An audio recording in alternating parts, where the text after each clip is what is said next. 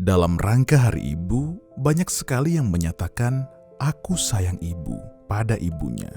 Namun apakah memang penyampaian sayang hanya bisa diucapkan pada Hari Ibu?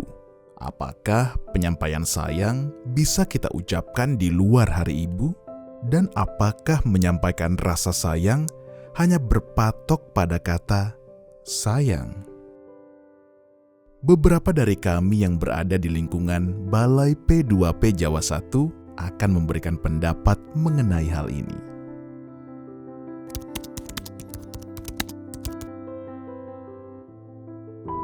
Saya itu ibu yang paling terbaik di dunia.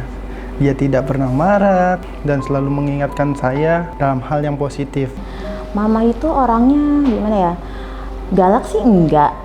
Terus tegas juga enggak ya, maksudnya santai-santai aja gitu. Mamaku tuh santai orangnya. Bunda itu adalah wanita terkuat sih yang aku kenal, dan dia juga adalah wanita yang paling mandiri. Ibu saya itu orang yang sangat sabar, kemudian perhatian sama anak-anaknya.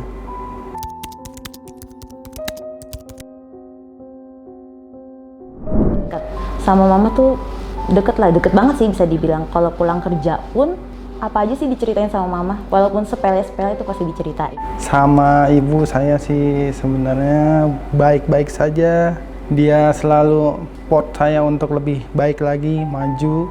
Aku jarang banget sih, maksudnya jarang berinteraksi secara langsung sama Bunda.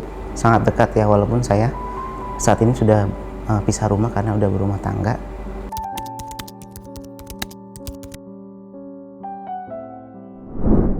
Untuk menyampaikan rasa sayang itu saya nggak pernah mengucapkan langsung ya, Mbak. Saya tidak pernah mengucapkan kata sayang sama ibu.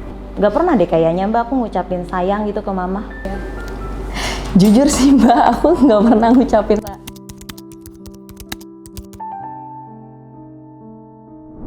Aku selalu sebisa mungkin masak makanan kesukaannya dia gitu. Saya suka ingatkan ibu untuk kontrol ke rumah sakit dan mengantar ibu saya ke rumah sakit. Mah, udah minum obat belum? Kan setiap jam 10 harus minum obat gitu. Saya selalu mengingatkan dia untuk jangan lupa latihan gerakan kakinya agar supaya kakinya itu tidak kaku karena ibu saya stroke.